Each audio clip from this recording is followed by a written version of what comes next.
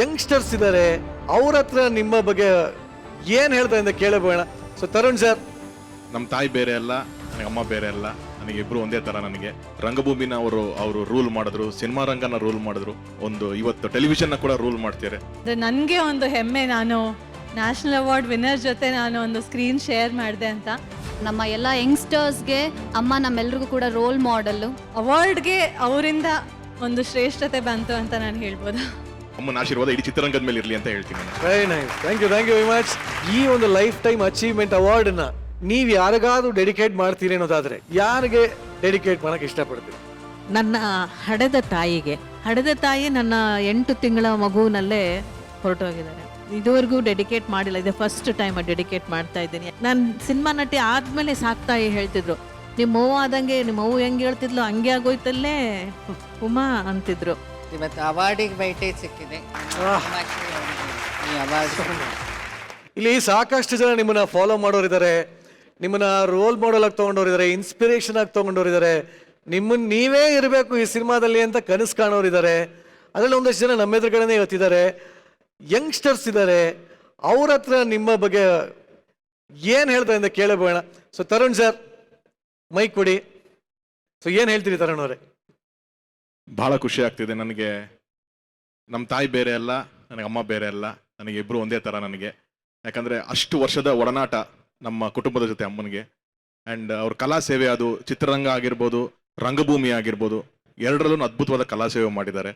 ಅವ್ರ ಜೊತೆ ಒಂದು ಸಿನಿಮಾ ಕೆಲಸ ಮಾಡೋ ನನಗೆ ಒಂದು ಅವಕಾಶನೂ ಸಿಕ್ಕಿತ್ತು. ರ್ಯಾಂಬೋ ಅಂತ ಒಂದು ಫಿಲಮ್, ನಾನು ಡೈರೆಕ್ಷನ್ ಡಿಪಾರ್ಟ್ಮೆಂಟಿಗೆ ಬಂದಂಥ ಮೊದಲನೇ ಸಿನಿಮಾ ಅದು.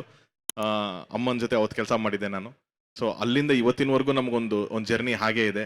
ಸೊ ರಂಗಭೂಮಿನ ಅವರು ರೂಲ್ ಮಾಡಿದ್ರು, ಸಿನಿಮಾ ರಂಗನ ರೂಲ್ ಮಾಡಿದ್ರು, ಒಂದು ಇವತ್ತು ಟೆಲಿವಿಷನ್ನ ಕೂಡ ರೂಲ್ ಮಾಡ್ತಾರೆ. ಸೊ ಕನ್ನಡ ಚಿತ್ರರಂಗ ಕಂಡಂಥ ಒಂದು ಅದ್ಭುತವಾದ ಮಹಾನಟಿ ಅವರು. ಸೊ ಇದು ಅವಾರ್ಡ್ ಅವರಿಗೆ ಖಂಡಿತವಾಗ್ಲೂ ಇದು 100% ಜಸ್ಟಿಸ್ ಕೊಡುವಂಥ ಅವಾರ್ಡು. ಸೊ ಒಳ್ಳೇದಾಗಲಿ ನನ್ನ ಕಡೆಯಿಂದ, ಆಲ್ ದಿ ಬೆಸ್ಟ್. ಆ್ಯಂಡ್ ಅಮ್ಮನ ಆಶೀರ್ವಾದ ಇಡೀ ಚಿತ್ರರಂಗದ ಮೇಲೆ ಇರಲಿ ಅಂತ ಹೇಳ್ತೀನಿ ನಾನು. Very nice, thank you very much. ಇನ್ನು ನಮ್ಮ ಜೊತೆ ಮೇಘಾ ಶೆಟ್ಟಿ ಅವರಿದ್ದಾರೆ. ಎಸ್ ಮೇಘಾ ಅವರೇ, ಈಗಲೂ ಉಮಾಶ್ರೀ ಅಮ್ಮನಿಂದ ಒಂದು ವಿಚಾರ ನಾನು ತಿಳ್ಕೊತೀನಿ, ಕಲ್ತ್ಕೋತೀನಿ ಅನ್ನೋದಾದ್ರೆ ಯಾವ ವಿಚಾರನ ಕಲ್ತ್ಕೋತೀರಾ? ನಿಜವಾಗ್ಲೂ ಅಮ್ಮನ ಬಗ್ಗೆ ಮಾತಾಡೋದಕ್ಕೆ ನಮ್ಮ ಕೈಲಿ ಸಾಧ್ಯ ಇಲ್ಲ. ಅವ್ರು ನಮ್ಮೆಲ್ರಿಗೂ ಕೂಡ ತುಂಬ ಇನ್ಸ್ಪಿರೇಷನ್. ಅವ್ರ ಸಿನಿಮಾನ ನೋಡ್ತಾ ಬೆಳೆದು ಬಂದವರು ನಾವು ಇವತ್ತಿನವರೆಗೂ ಕೂಡ. ನಮ್ಮ ಎಲ್ಲ ಯಂಗ್ಸ್ಟರ್ಸ್ಗೆ ಅಮ್ಮ ನಮ್ಮೆಲ್ರಿಗೂ ಕೂಡ ರೋಲ್ ಮಾಡೆಲ್ಲು. ಸೊ ಹಾಗಾಗಿ ಅವ್ರ ಬಗ್ಗೆ ಜಾಸ್ತಿ ಮಾತಾಡೋದಕ್ಕೆ ನಿಜವಾಗ್ಲೂ ನಾವು ಅಷ್ಟು ದೊಡ್ಡವರಲ್ಲ. ಇವತ್ತು ಅವ್ರು ಅವಾರ್ಡ್ ತಗೊಳ್ಳೋದನ್ನ ನೋಡ್ತಾ ಇರೋದು ನಿಜವಾಗ್ಲೂ ನಮ್ಮೆಲ್ರಿಗೂ ತುಂಬ ಖುಷಿ ಆಗ್ತಿದೆ. ನಾವು thank you. Very nice, thank you. Praneetha ಅವರೇ?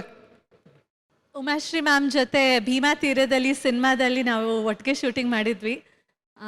ಅಂದರೆ ನನಗೆ ಒಂದು ಹೆಮ್ಮೆ, ನಾನು ನ್ಯಾಷನಲ್ ಅವಾರ್ಡ್ ವಿನ್ನರ್ ಜೊತೆ ನಾನು ಒಂದು ಸ್ಕ್ರೀನ್ ಶೇರ್ ಮಾಡಿದೆ ಅಂತ. ಸೊ ಅವಾರ್ಡ್ಗೆ ಅವರಿಂದ ಒಂದು ಶ್ರೇಷ್ಠತೆ ಬಂತು ಅಂತ ನಾನು ಹೇಳ್ಬೋದು. Thank you very much. ಇನ್ನು ಕರೆದಾಗ ವಿನಯ್ ಅವರೇ? ತುಂಬ ಖುಷಿ ಆಗುತ್ತೆ. ನಾನು ಇದುವರೆಗೂ ಅವ್ರ ಜೊತೆ ಆ್ಯಕ್ಟ್ ಮಾಡಿಲ್ಲ, ಮುಂದೆ ನಾನು ಆ್ಯಕ್ಟ್ ಮಾಡಬೇಕು ಅಂತ ಅಂದ್ಕೊಂಡಿದ್ದೀನಿ. ಆಲ್ಮೋಸ್ಟ್ 1980s ಇದುವರೆಗೂ ನಮ್ಮನ್ನೆಲ್ಲರನ್ನೂ ಮನೋರಂಜಿಸ್ತಿದ್ದಾರೆ. ಸೊ ಥ್ಯಾಂಕ್ ಯು ಅಂತ ಹೇಳಕ್ಕೆ ಇಷ್ಟಪಡ್ತೀನಿ. Thank you so much. So ಇದೇ ಥರ ಇನ್ನೂ ಸಾಕಷ್ಟು ಜನ ಹೇಳೋದಕ್ಕೆ ರೆಡಿ ಆಗಿರ್ತಾರೆ, ಬಟ್ ಸಮಯದ ಅಭಾವ ಇರೋದ್ರಿಂದ ಎಲ್ಲರೂ ಮಾತಾಡ್ಸೋಕ್ಕಾಗ್ತಾ ಇಲ್ಲ. ಬಟ್ ಉಮಾಶ್ರೀ ಮೇಡಮ್, ಒಂದು ಪ್ರಶ್ನೆ, ಈ ಒಂದು ಲೈಫ್ ಟೈಮ್ ಅಚೀವ್ಮೆಂಟ್ ಅವಾರ್ಡನ್ನ ನೀವು ಯಾರಿಗಾದ್ರೂ ಡೆಡಿಕೇಟ್ ಮಾಡ್ತೀರಿ ಅನ್ನೋದಾದ್ರೆ ಯಾರಿಗೆ ಡೆಡಿಕೇಟ್ ಮಾಡಕ್ಕೆ ಇಷ್ಟಪಡ್ತೀರಾ? ನನ್ನ ಹಡೆದ ತಾಯಿಗೆ. ಯಾಕೆಂದರೆ ನನಗೆ ಇಬ್ಬರು ತಾಯಂದರು, ಒಬ್ಬರು ಸಾಕು ತಾಯಿ, ಒಬ್ಬರು ಹಡೆದ ತಾಯಿ. ಹಡೆದ ತಾಯಿ ನನ್ನ 8 ತಿಂಗಳ ಮಗುವಿನಲ್ಲೇ ಹೊರಟೋಗಿದ್ದಾರೆ. ಇದುವರೆಗೂ ನಾನು ಅವರಿಗೆ ಅಂತ ಇದುವರೆಗೂ ಡೆಡಿಕೇಟ್ ಮಾಡಿಲ್ಲ, ಇದೆ ಫಸ್ಟ್ ಟೈಮ್ ಡೆಡಿಕೇಟ್ ಮಾಡ್ತಾ ಇದ್ದೀನಿ. ಯಾಕಂದರೆ ನನ್ನ ಸಾಕಿದ ತಾಯಿ ಹೇಳ್ತಾ ಇದ್ರು, ಗೊತ್ತಿಲ್ಲ ಅವ್ರಿಗೆ ಗೊತ್ತಿಲ್ವಂತೆ, ನೋಡು ನನ್ನ ಮಗಳನ್ನ ನಾನು ಪಿಕ್ಚರ್ ಆರ್ಟಿಸ್ಟ್ ಮಾಡ್ತೀನಿ, ನನ್ನ ಮಗಳನ್ನ ನಾನು ಪಿಕ್ಚರ್ ಆರ್ಟಿಸ್ಟ್ ಮಾಡ್ತೀನಿ, ಅವ್ರ ಭಾಷೆಯಲ್ಲಿ ಹಳ್ಳಿ ಲ್ಯಾಂಗ್ವೇಜು ಅಂತ ಹೇಳೋದೆ.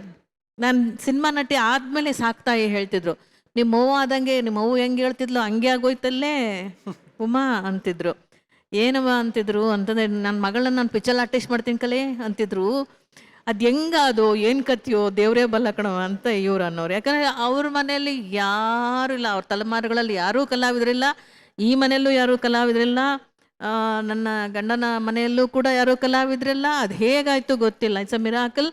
ಬಹುಶಃ ಆ ತಾಯಿ ಕಂಡ ಕನಸು ಆಕೆ ಇಲ್ಲದೆ ಹೋದರೂ ಆಕೆ ಆಶೀರ್ವಾದ ನಾನು ಬೆನ್ನ ಹಿಂದೆ ಇದ್ದು ಆಕೆಯ ಕನಸನ್ನು